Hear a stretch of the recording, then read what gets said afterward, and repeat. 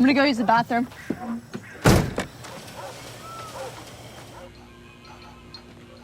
You like the art? Do you have a bathroom? Through that side door.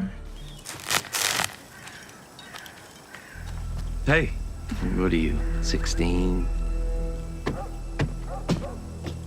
Where are you headed? We were hoping to find a place to stay near here. Oh, there's a bunch of campgrounds between here and there. It's probably best if I draw you a map. Got us directions for a campground. You okay? Yeah, I just wanna go. Take care of each other now. Call Stanley. Feels like we're getting close. There it is. Is there gonna be a campground?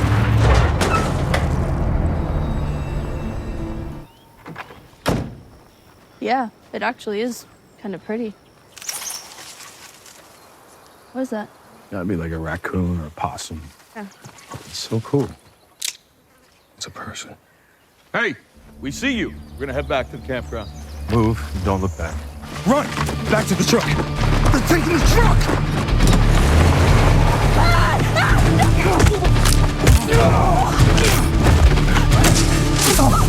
Stop! We don't want to hurt the girl. Jim, Cy, we got 2 down. This fucker can fight. At the beginning, a young couple heads deep into the woods, searching for a quiet place to camp. After some time, they finally find a secluded spot surrounded by beautiful scenery, completely isolated from everyone else. Feeling safe and alone, they begin to prepare for some action. What'd you have in mind? No. Oh my god. Shit. Hello. Can I help you with something? Whoa, whoa, fuck, man. The story then shifts to Danny, a recently retired Army Special Forces soldier, who arrives at a soccer field where his daughter Alex is playing a match. There, he meets his estranged wife, Janine. Glad you could make it, Danny. What could be more important than taking my daughter to visit a few colleges? It is clear that the family relationship is strained, but Danny is trying to reconnect and make things right. Alex has upcoming college visits, but Janine explains that she cannot go with her because of sudden changes at work. Even though both parents have a complicated relationship with Alex, Danny sees this as a chance to spend time with her and rebuild their bond. The next day, he picks her up from home, but it is obvious that Alex is not happy about the trip. There's our soccer star. Hey, Daniel. Alex, let's just get a shot. Oh, come on, closer than that. Okay, she may not act like it now, but one day she will appreciate this. Danny tries to start a conversation as they begin the drive, clearly excited to talk to her, but Alex immediately puts on her earphones, shutting him out without saying much. Danny keeps trying to connect with her in small ways, even sharing his knowledge in the Gen Z universe in an awkward attempt to lighten the mood. Alex responds with sarcasm, pointing out that it feels like he has never even been part of her life. Danny admits that being a soldier has always been a big part of who he is and apologizes for being absent. Alex, come on. You know I didn't have a choice. Technically, it is a choice to join the army. So, yeah, you kind of did. During the visit, Alex notices that Danny is carrying a firearm and asks him to put it away because she does not want to be judged. Wanting to give their relationship a real chance, Danny agrees and locks the gun inside the glove box of his truck. They begin touring the campus, and Danny joins a group of parents attending a presentation. We'll start with you, sir. Yeah. My daughter is Alex Beckett. She plays soccer. Do you know if she has a particular major in mind? She's into a lot of things. But I do know that this university is her first choice.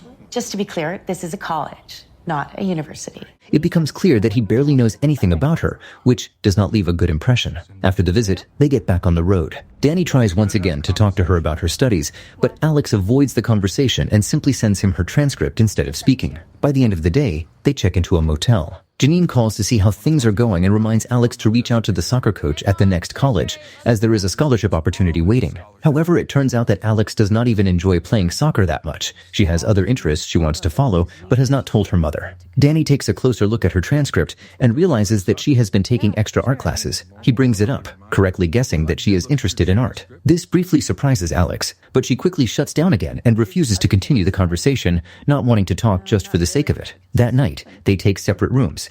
And as everything quiets down, the tone shifts as a hidden family cult is introduced.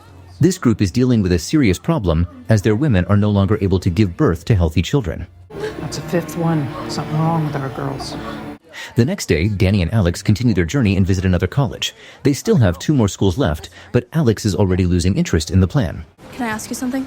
So I emailed this school that I'm interested in last night. Can you take me? It's an arts school.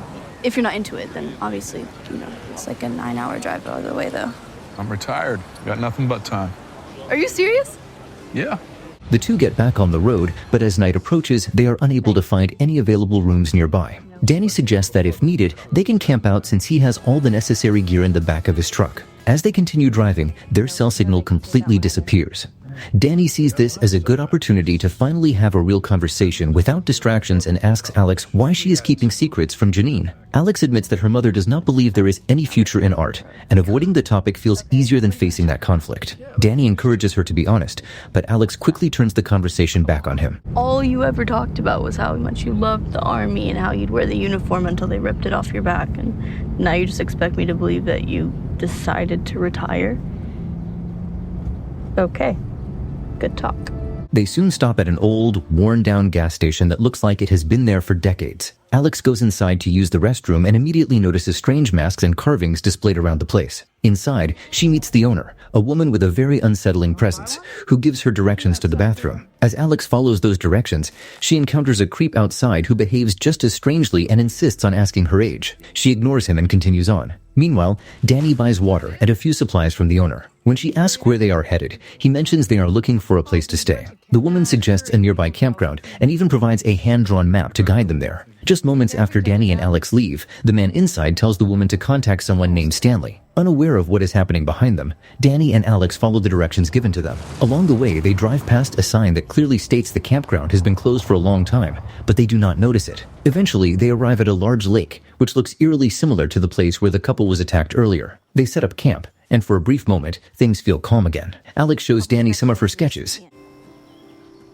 So cool. It's really something. Alex, you gotta pursue this. Yeah. I can show you a few paintings I've done. What? These are incredible. As the temperature drops, Danny decides to go gather firewood. While moving through the area, they begin hearing strange noises. At first, Danny assumes it is just an animal nearby, like a raccoon. But as the sounds continue, it becomes clear that something is not right. They are not alone, and 2 men are silently stalking them from the shadows. Danny calls out, trying to identify who is out there, but the 2 men do not respond normally. Instead, they behave as if they are hunting animals, treating Danny and Alex like prey. Danny tries to defuse the situation by apologizing and saying they will leave, but he quickly realizes that they have no intention of letting them go. The 2 rush back toward the truck, hoping to escape, but to their shock, the vehicle suddenly starts moving on its own. Someone has taken it, along with the gun locked inside. Before they can react, one of the men grabs Alex. Danny immediately switches into survival mode, using his military training to fight back. He manages to take down the attackers and free Alex, and the 2 of them sprint into the woods. As they run, an archer begins firing at them, forcing them to keep moving without stopping. They eventually hide beneath a large tree root to catch their breath, but the relief is short-lived when they discover a decomposed corpse lying right beside them. Danny then hears faint radio chatter nearby. 2 men pass close to their hiding spot, reporting to Stanley that they have lost track of them. Stanley orders them to find the pair and warns them not to come back without results. Alex begins to panic and blames herself. We gotta get out of here.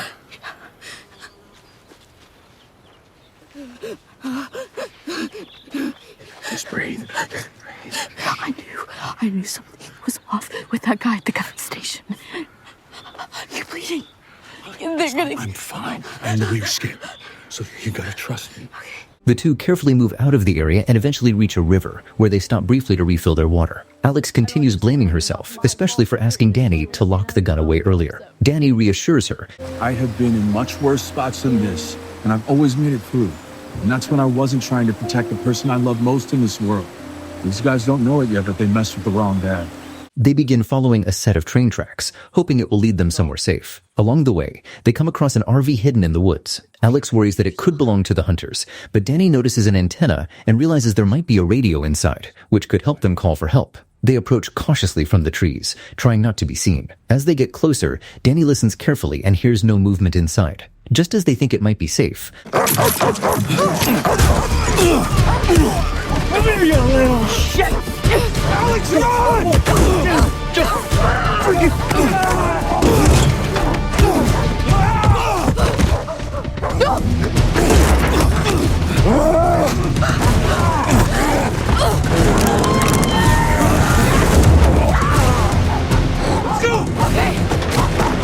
They run again, but Alex trips during the escape and badly sprains her ankle. She struggles to keep going, clearly in pain, but they have no choice but to continue moving. Back at the RV, the hunters gather around their fallen companion. One of them suggests they should go back and get help, realizing that Danny is far more dangerous than expected. However, the others refuse, knowing that Stanley will not accept failure, especially without the girl, so they continue the hunt. After walking for a long time, Danny finally decides they need to stop and check Alex's injured ankle, since pushing forward without rest will only make things worse. They find a small cave near a river that offers a good view of the surroundings, giving them a better chance to spot anyone approaching. Inside, Danny takes out some ready-to-eat meals so they can regain some strength. While resting, Alex asks again why he really left the army. This time, Danny gives her an honest answer. Truth is, I got in a fist fight with my CO. Our last stop went kind of sideways. We were just going back to evacuate some local personnel we worked with. But people found out. There's so many people trying to escape. Families, kids. There was one guy who tried to hand me his baby across the barbed wire before we took off, begging me to take her. And I tried to. My CO got pissed. Said, this is not why we're here. And I refused. He got in my face, and I lost it. And the baby? She didn't make it out of there. He admits that he did not know how to balance being a soldier and being a father, and he apologizes once again. This time, Alex understands him. They spend the night hidden inside the cave. The next morning, Alex steps out into the woods to relieve herself. But while she is out there, she suddenly encounters the hunters again and quickly hides to avoid being seen. Back at the cave, Danny grows concerned when she does not return and is suddenly attacked by one of the men armed with a knife. The attacker nearly overpowers him, but Danny manages to turn the fight around and kills the man using his own weapon. The hunters soon spot Alex, forcing her to run back toward Danny. The two of them flee together and cross the river, but as they move forward, they run straight into more men who begin coordinating to trap them. With no clear path, Danny and Alex reach a gorge. With almost no time to think, they jump across and drop into the river below. Arrows are fired at them, but the attackers are careful not to hit Alex, as they want her alive. For a brief moment, it seems like they have escaped again, but that hope disappears when they run directly into another group led by Stanley himself. Alex is immediately captured, and Danny is struck hard on the head with a rock. His unconscious body is thrown back into the river. After some time, Danny regains consciousness and slowly pulls himself out of the water. Alex is gone. He returns to the spot where they were ambushed, and from that moment, everything changes. The father steps aside, and the soldier takes over. Danny begins tracking them with intense focus, following even the smallest signs left behind. Meanwhile, Alex wakes up locked inside a cabin. A pregnant woman comes to see her, the same woman who was taken at the beginning, and warns her that screaming will only make Stanley angry. Shortly after, Stanley enters. What's all the yelling about? Let me go. They're scared. I'm sorry, but that'll pass. Lily was scared when she first got here. Yes, Stanley. You see? We're trying to create something special here. Fuck off. Is this yours? It's beautiful work. Beautiful. We need more of this beauty around here. It's just gonna take some time. At the same time, Danny locates their hideout and begins carefully planning his next move. Alex reaches her limit and refuses to accept what Stanley is saying. When he gets close enough, she grabs a wooden plank and strikes him, then makes a run for it, escaping from the cabin. Stanley quickly recovers and orders his men to go after her. At the same time, Danny begins his assault on the compound from the outside.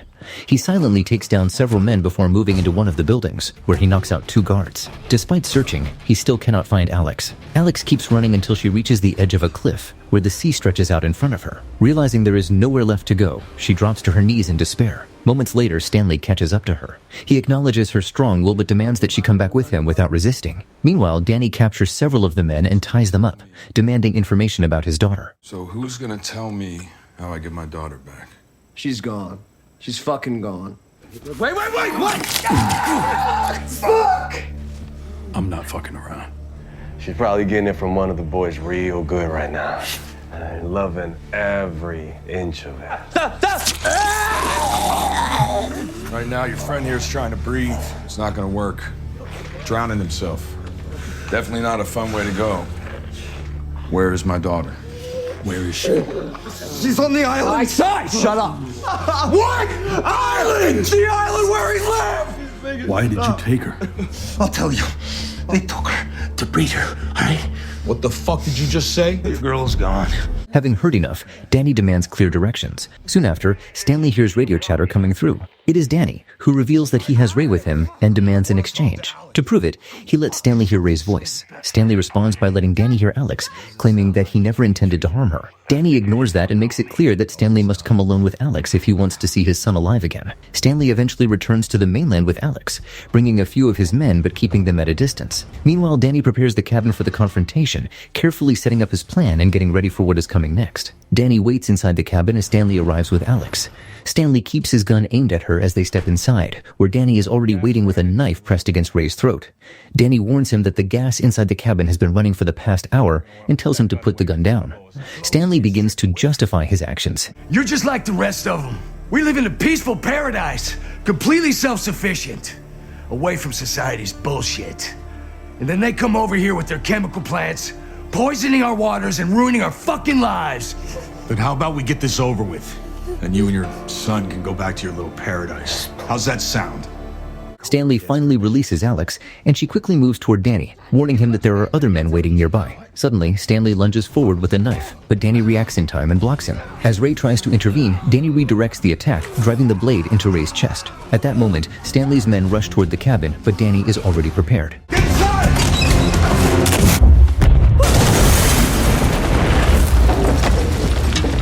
After the explosion, Danny and Alex step out and see bodies scattered around the area. Believing the threat is over, they leave the place together. Unknown to them, Stanley has survived, protected by Ray's body during the explosion. A few weeks later, things have calmed down. Alex gets accepted into the art university she wanted, and Danny and Janine help her move in. Danny and Janine have started dating again, rebuilding their relationship, and Alex is genuinely happy to see them back together. After saying their goodbyes, Danny and Janine walk away, leaving Alex to begin her new chapter. As they leave, Stanley is seen watching them from a distance, silently observing and waiting for the right moment to take his revenge. Well, that's the end of the recap of the 2026 movie, 1 Mile, Chapter 1. How did you like this film? Let me know in the comments below.